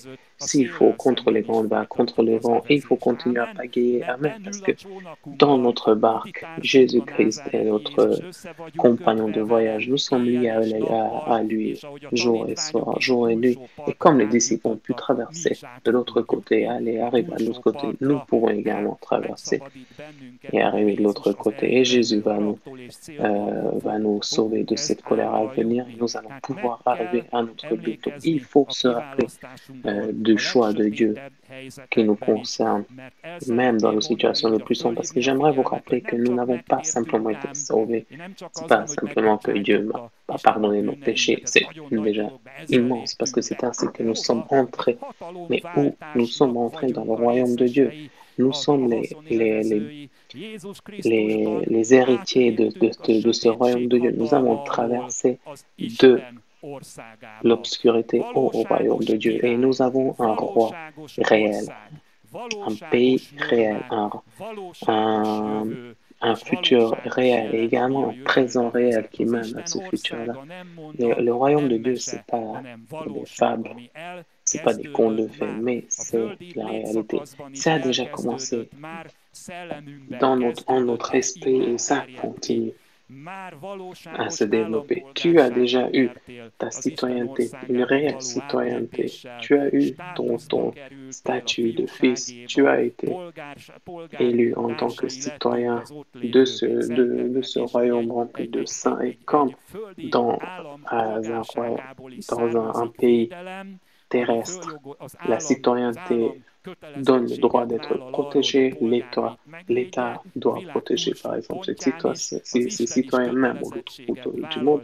Dieu a également pris la responsabilité de te protéger. Si tu te couches au jour des morts, au séjour des morts, il te sauvera, comme le dit dans les psaumes 139. Soyons contents et utilisons cette protection qui vient du fait que nous sommes citoyens de ce royaume de Dieu. Gloire à Dieu. C'est plus grand que tous les pouvoirs, que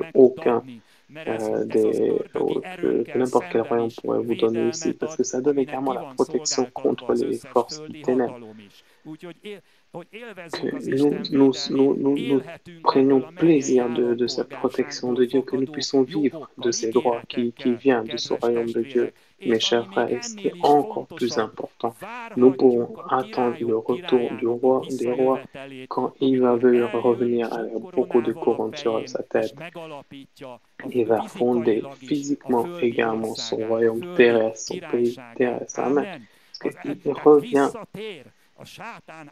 il revient dans les parties que Satan a pris de Dieu et les terres sont devenues un accès le diable a eu accès à ces terres-là,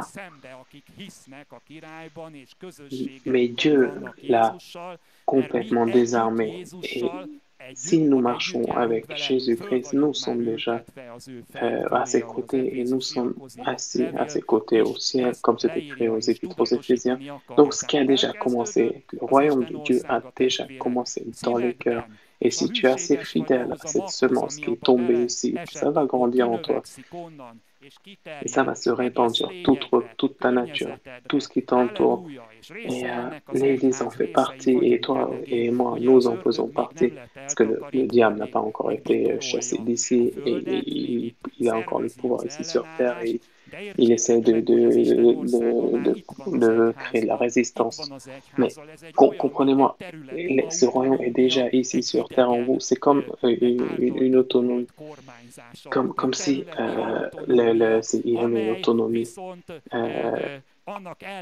d'un pays autonome ou d'un État autonome que le diable essaie de garder. Mais sachez que quand Jésus va revenir, ça va encore refaire partie de nouveau du royaume de Dieu. Parce qu'il est écrit en Jésus-Christ que Dieu va recréer tout en Jésus-Christ, tout ce qui est au ciel, dans les cieux et tout ce qui est sur la terre va être reconstruit en Jésus-Christ. Et le jour, ce grand air va revenir. Dieu va apporter ce temps par le retour de Jésus-Christ et il va faire le ménage ici. Il va remettre les choses à leur place originelle qui ont été définies par Dieu dès le départ, auquel Dieu a dit oui, c'est bon. Et la terre pour l'instant est très loin de ça, mais il ne faut pas regarder ça, il faut plutôt regarder ce que dit Dieu. Et en Jésus-Christ, donc, nous sommes élevés au-dessus de ce qui se passe ici sur terre. Par l'Esprit, nous avons la force, le pouvoir par le Saint-Esprit pour piétiner les serpents et les scorpions et sur toutes les forces de l'ennemi. Rien ne pourra nous toucher, comme dit la parole de Dieu. Il faut croire, il faut utiliser, peu importe ce que disent les événements, parce que nous sommes séparés de cette destruction à venir en Dieu. Parce que regarde au verset 10, c'est ce que nous pouvons lire ici, ça fait partie de notre choix, comment nous sommes élus. Et c'est écrit, pour attendre des cieux son Fils qu'il a ressuscité des morts, Jésus qui nous délivre de la colère à venir. Donc peu importe ce qui se passe dans le monde, nous, donc l'Église, nous sommes comme ces foyers-là qui ont été ouants par le sang de l'agneau lors de l'exode d'Égypte. Dans ces foyers-là, le destructeur n'est pas rentré. Par le sang de Jésus dont nous sommes séparés, et si nous tenons bon, nous allons pouvoir physiquement et également faire partie de ce royaume de Dieu.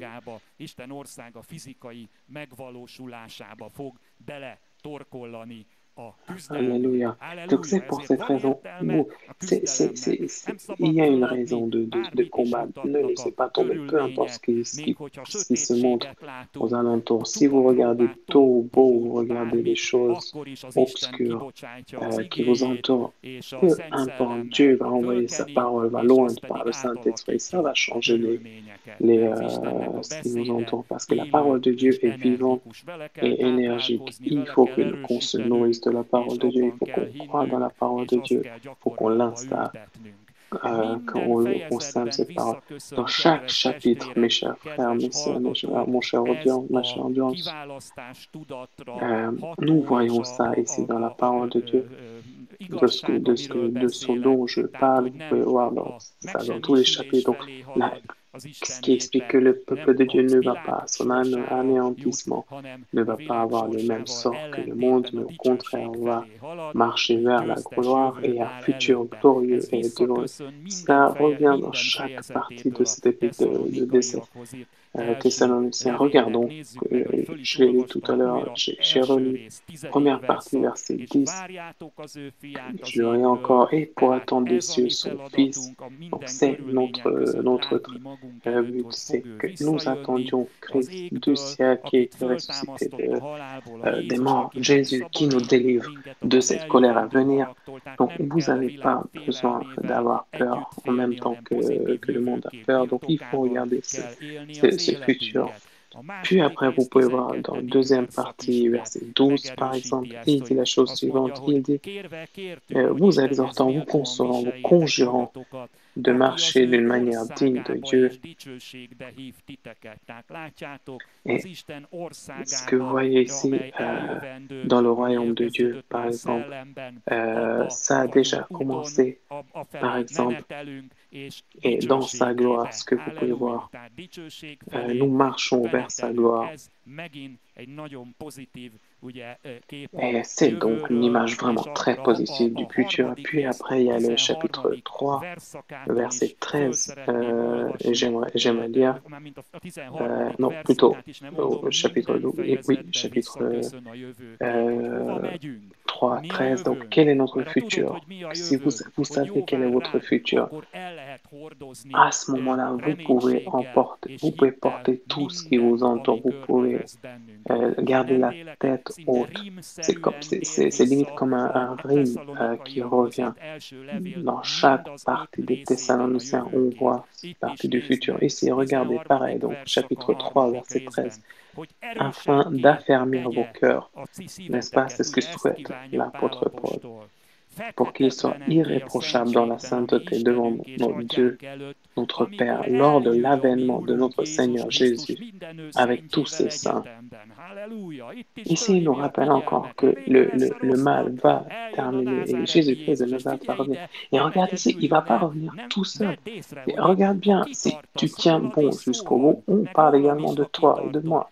Mais tenons jusqu'au bout, on ne peut pas nous détruire. Parce que si, à cause de quelconque accident, si nous passons de cette vie terrestre à Dieu, c'est pas une destruction finale je vais en revenir tout à l'heure, mais on va quand même revenir. Peu importe ce qui se passe, nous allons revenir. Amen. Et pas n'importe comment. Nous allons revenir avec une armée victorieuse. Dans l'armée des saints, on croit. Par exemple, gloire à Dieu. Et ceux qui ont, par exemple, donné leur vie, leur sang dans le passé, gloire à Dieu. Dans ceux qui ont donné leur vie dans les parties sanglantes de l'histoire. Vous avez, par exemple, là, dans ce château des guerres où il y a eu cette guerre, cette bataille immense, vous pouvez voir, par exemple, ici qu'il y avait beaucoup de justes lors de ces batailles-là. Regardez-moi, il y a déjà nos ancêtres qui sont déjà dans ces armées célestes. Et si quelqu'un part peut-être un peu avant, malheureusement, de cette vie terrestre, il va revenir et on va revenir. Gloire à Dieu. Donc, tout le monde est vraiment peur de tous ceux qui veulent attaquer les chrétiens parce que nous allons revenir et nous allons avoir justice pour nous par Dieu. Donc maintenant, regardons chapitre 4, quelque chose qui parle encore du futur. C'est vraiment fantastique. Donc, pendant beaucoup de tribulations dans ceux qui sont dans l'existence physique, regardez ce que dit l'apôtre Paul ici. Au 4, 13, par exemple, il dit, nous ne voulons pas, frères, que vous soyez dans l'ignorance au sujet de ceux qui dorment, afin que vous ne vous affligez pas comme les autres qui n'ont point d'espérance. Car si nous croyons que Jésus est mort et qu'il est ressuscité, croyons aussi que Dieu ramènera par Jésus. Donc, regardez bien, ramènera par Jésus avec lui ceux qui sont morts. Voici en effet ce que nous déclarons d'après la parole du Seigneur. Nous, les vivants, restés pour l'avènement du Seigneur, nous ne devancerons pas ceux qui sont morts, car le Seigneur lui-même a un signal donné à la voix d'un archange et au son de la trompette de Dieu descendra du ciel, Et les morts en Christ ressusciteront premièrement. Ensuite, nous, les vivants, qui serons restés, nous serons tous ensemble enlevés avec eux sur des nuées à la rencontre du Seigneur, comme nous allions chanter tout à l'heure. Nous allons voler à la rencontre du Seigneur dans les airs, et ainsi nous serons toujours avec le Seigneur. Consolez-vous donc les uns les autres par ces paroles. Et donc c'est par ça que j'aimerais vous consoler, mes chers. Ceux qui m'écoutent maintenant, si vous avez perdu vos proches ou ceux qui m'écoutent, c'est avec ça et j'aimerais vous consoler également que, regarde, verset 14, c'est écrit, il va les ramener, ceux qui sont endormis dans le Seigneur. Donc, qui on peut ramener? On ne peut pas ramener ceux qui sont complètement détruits, anéantis, mais ceux qui existent. C'est pour cette raison que Jésus dit ailleurs dans ses évangiles, il dit que celui qui croit en moi, s'il meurt, il est comme un vivant. Et si quelqu'un a accepté Jésus-Christ, même s'il s'est déjà passé de ce monde physique, il n'est pas anéanti, détruit, mais il est vivant. Et Jésus-Christ va le ramener au temps voulu. Tu vois ici, ceux qui s'endorment, ils appellent ça s'endormir dans cet état où les gens sont déjà passés à l'autre monde. C'est qu'ils dorment, ils ne sont pas détruits, anéantis, ils existent. Et ils vont être emmenés par le Seigneur. Leur esprit, leur âme est chez le Seigneur et leur corps est retourné à la poussière dont elle est venue. Mais tous leurs cheveux sont comptés. Tous les cheveux. Imagine juste, toi, tu sais même pas combien de cheveux tu as, tu sais même pas combien de cheveux tu perds quand tu te coiffes le matin. Dieu garde tout. Et il est écrit dans la parole de Dieu. Le Seigneur va rétablir le corps de la personne comme on ne l'imagine même pas, dans une forme glorieuse, une forme indestructible, imputrescible, parce que tous nos cheveux sont écrits dans le livre de Dieu, comme je pourrais dire le livre du Père, dans le livre du Père, parce que Père, c'est notre Père et nous sommes devenus fils par Jésus-Christ. Et nous allons pouvoir revenir tous unis avec ceux qui sont déjà morts ou ceux qui sont ici encore. Nous allons tous également changer, notre corps va changer. Parce que j'en ai déjà parlé avant, parce que ça me plaît beaucoup. Il est important et il faut que ce corps putréfié devienne imputrescible, que ce corps mortel devienne immortel. Et quand, parce que ce moment va revenir, quand ce corps va devenir immortel, et regarde bien, ce temps va venir, n'est-ce pas? C'est à ce moment-là que la parole va prendre toute sa forme, que la mort a été engloutie. C'est ce que nous attendons, gloire à Dieu. Mort, où est ton aiguillon? Et souviens-toi que je t'avais déjà dit ça quand nous allons tous chanter cette chanson glorieuse dans la présence de Dieu, avec les saints. Donc, vivons dans cette foi, dans cette espérance. Peu importe ce qui se passe avec nous, il est écrit que rien, ni la mort, ni la vie, ni ce qui existe, ni les principautés, ni les forteresses, rien, jamais ne pourrait te séparer du Seigneur si tu es en Christ. Donc ici, regarde par exemple dans 1 Thessaloniciens 5, encore cette vision du futur, parce que c'est qu'on le voit ici encore, donc 5, 9, 10. Et il dit ici, car Dieu ne nous a pas destinés à la colère, mais à l'acquisition du salut par notre Seigneur Jésus-Christ, qui est mort pour nous, afin que soit que nous veillions, donc soit la personne qui est déjà morte, soit que nous vivions ensemble avec lui. Donc, c'est pour exhorter réciproquement, édifiez-vous les uns les autres comme en réalité vous le faites. Et peu importe ce qui se passe ici aujourd'hui, on ne peut pas le retourner, on ne peut pas nous enlever cela si nous restons fidèles à Dieu. Donc, peu importe les tempêtes qui vous secouent, peu importe quel vent contraire, ta barque va toucher l'autre côté parce que Jésus-Christ de Nazareth est dans ta barque. Et ton travail, c'est de ne pas laisser tomber le pagaie, ne jetons pas les pagaies, continue à ramer et gardons, même pendant cette tempête. Et en plus de ça, personne nous a promis une vie douce, une Dolce Vita. En tout cas, nous n'avons jamais rien promis à quiconque. Et Dieu n'a jamais rien promis de quiconque. Une vie simple.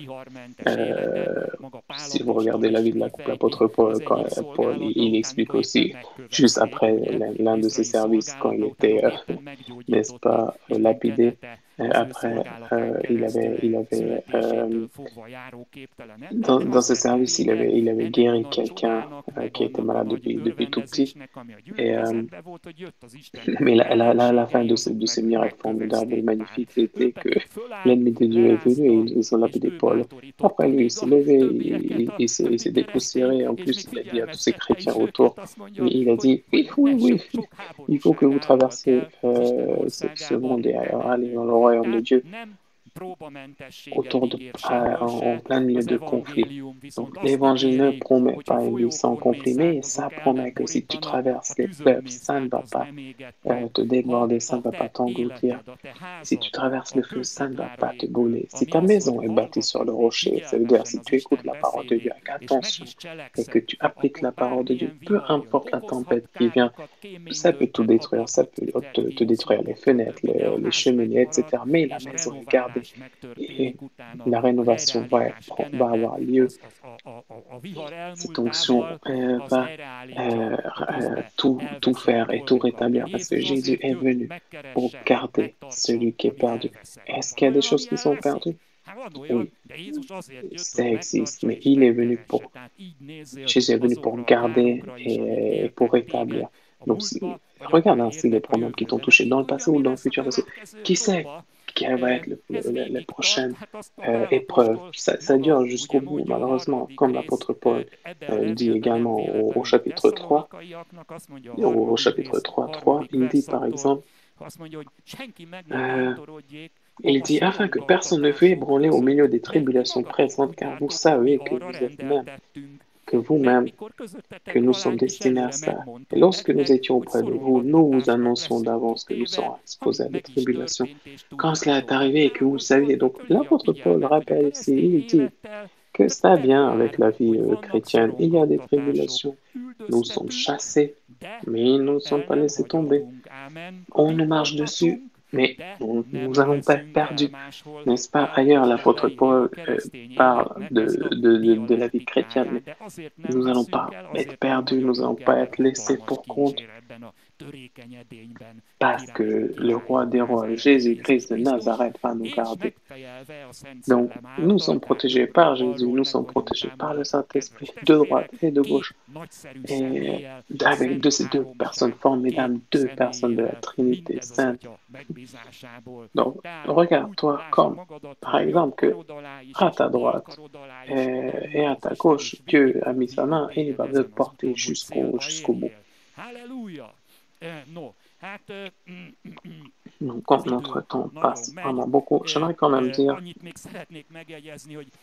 que si on parle ici de Thessalonique, n'est-ce pas, et que des tribulations à Thessalonique,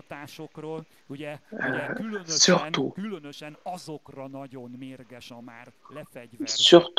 le diable est très fâché contre des personnes qui sont ou qui retournent son monde, n'est-ce pas? Il appelle, l'apôtre Paul était appelé en Thessalonique comme celui qui démonte l'ordre ou Il dit, n'est-ce pas, ils osent appeler Jésus-Christ un roi, plus qu'une personne historique, plus qu'une personne morale, ou un enseignant de la moralité, ou quelqu'un qui avait une bonne culture, ou qui avait fondé une religion. Il l'appelle roi. Il l'appelle réellement roi. Ceux à qui tout est soumis sur terre. Et non seulement les gouvernements, mais également le diable et tout le royaume du diable. Et donc, ces églises qui osent passer outre de ces clichés religieux et osent appeler Jésus-Christ un roi, un vrai roi, un roi réel, et vivre comme Jésus-Christ soit est le roi réel. Et en plus de ça, ils se sentent protégés par ce roi. Et, et, et ils ont aussi, ces chrétiens osent se tourner en tant que roi, en tant qu'un roi, à Jésus.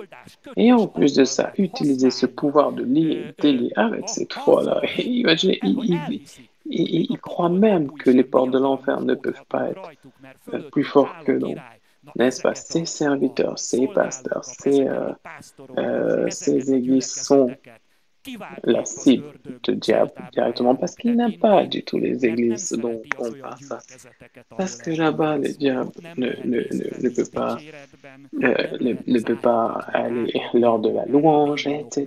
Parce que les démons, quand ils viennent, il faut ils ne peuvent que s'enfuir. Comme Jésus était dans cette synagogue. Le culte s'est transformé en culte de délivrance parce que le cher frère qui était là était tombé par terre et les démons fuyaient de lui. Gloire à Dieu parce que Jésus-Christ est le même aujourd'hui, hier et éternellement. Donc c'est ce que n'aime pas le diable. Le diable n'aime pas ce genre de chrétien. Bien sûr, là je parle pas à des gens qui veulent retourner ces royaumes terrestres. Mais là, je parle retourner le royaume de Satan. Parce que nous n'avons pas un autre conflit. Nous ne luttons pas contre la chair et le sang, mais contre les forces qui sont derrière. Que là, je parle du royaume de Dieu, je parle de retourner ce royaume du diable. Et c'est pour ça que nous sommes,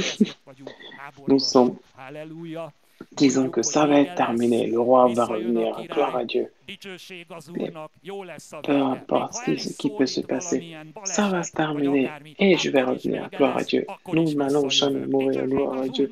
Parce que si Jésus-Christ, si nous sommes en Jésus-Christ, si quelqu'un passe outre et en Jésus-Christ, il reviendra. Mais après, j'ai quand même réfléchi de comment ça se fait que ça parle de Thessalonique et après, je me suis toujours rappelé de l'Alexandre le Grand. Et je me suis rappelé qu'en réalité, la Macédoine était l'un des centres, était certainement un centre qui voulait comme créer un empire, l'empire du diable au niveau spirituellement. Parce que, n'est-ce pas, ces esprits sont les mêmes depuis Babel. Ils veulent faire en sorte qu'ils créent un empire pour qu'ils créent un empire diabolique l'humanité pour qu'on puisse régner sur l'humanité. Et c'est cet esprit, cet ange du mal. Il voyait certainement que ce Paul est capable d'aller même jusqu'à Rome, parce que comme c'était en Paul il disait qu'il fallait qu'il aille jusqu'à Rome, et il est capable d'aller jusqu'à Rome et répandre cette foi qui est contre cette construction de l'Empire. Et en plus de ça, à quel point en Paul,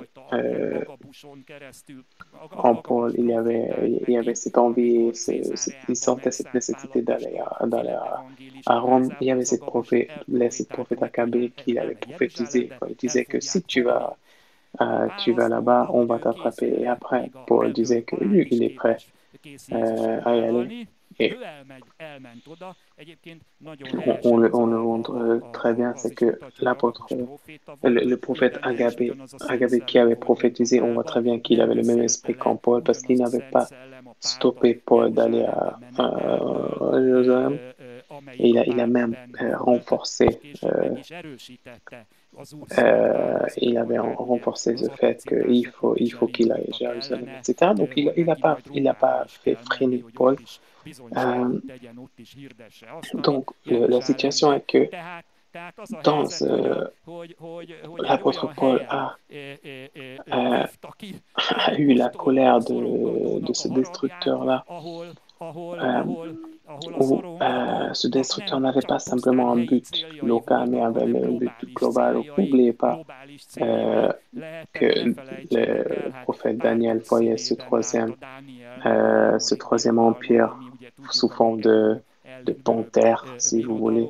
Donc, c'est pas rien quand on voit panthère, mais en plus de ça, une panthère à 4 têtes. Et c'est ce que nous voyons également dans le livre de l'Apocalypse, le dernier, dans le dernier des empires. Et ce panthère va être également.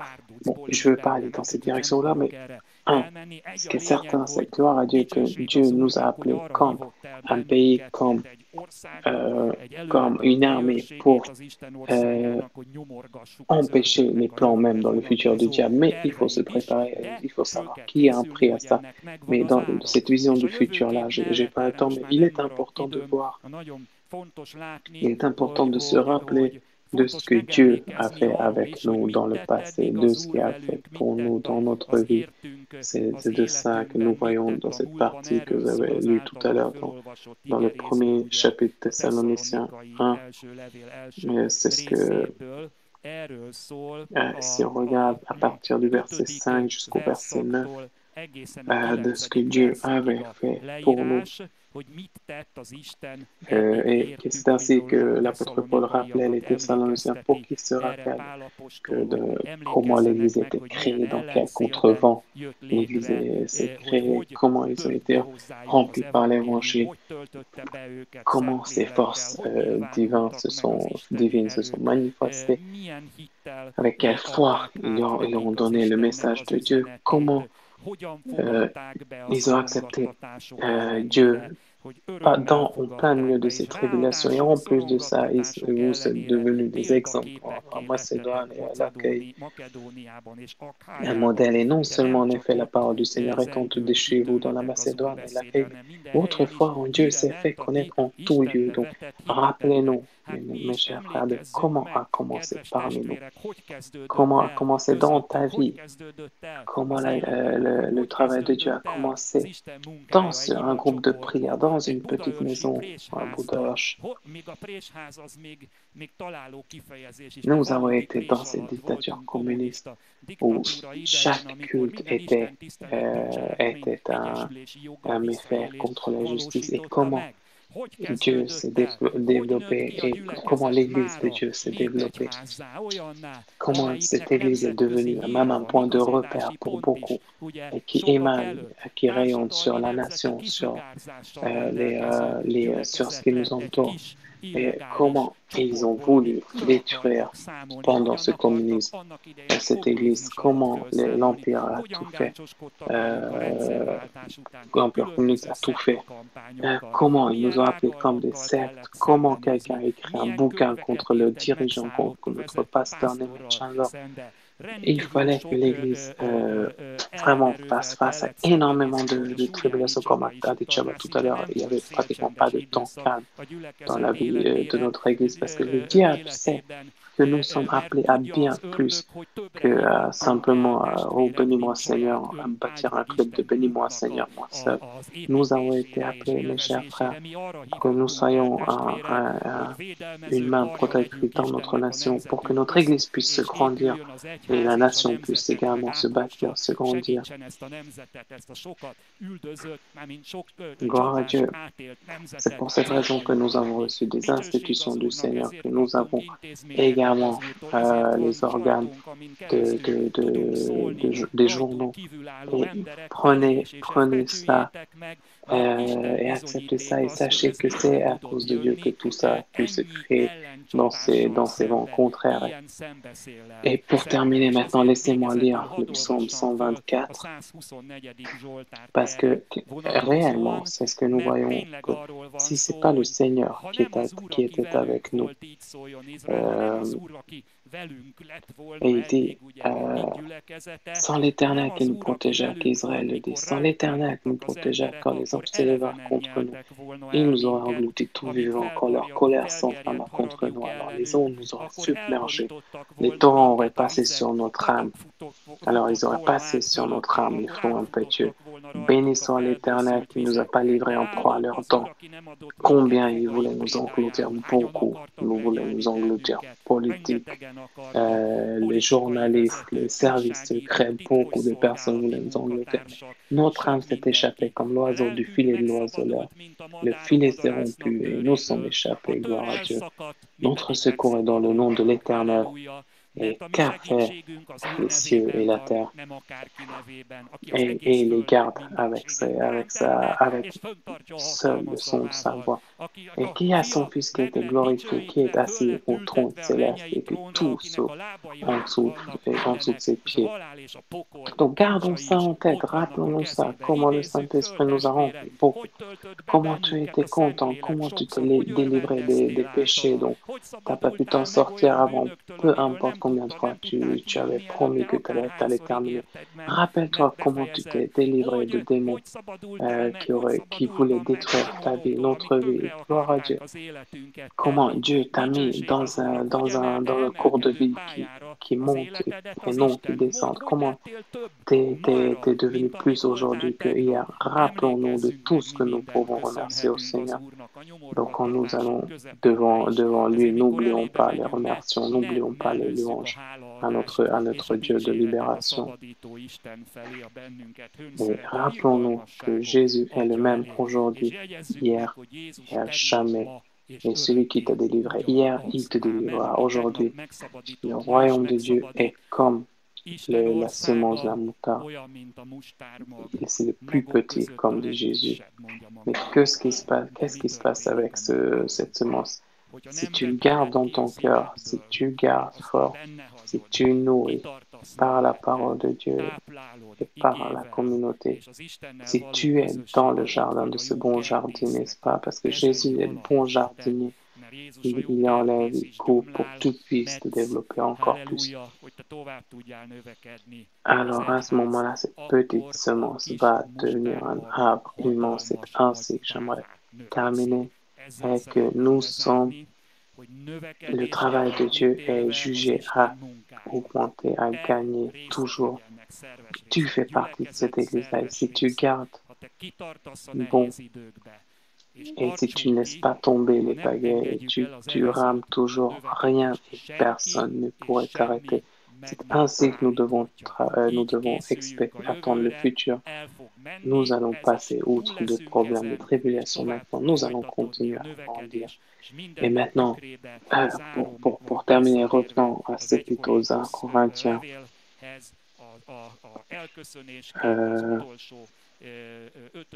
Dans 5, 23, 25, et quand il dit que Dieu, la sainteté, qui vous sanctifie, et votre âme et votre corps soient gardés dans le Seigneur Jésus-Christ. Parce que gardez bien dans la tête, fidèle à celui qui vous a appelé et il le fait également. Amen. Merci pour votre attention. Qu'il en soit ainsi dans toute votre vie. Alléluia. Gloire à Dieu. Gloire à Jésus-Christ qui est, qui était et qui reviendra. Merci beaucoup pour votre attention. Soyez bénis. Et à bientôt. Merci.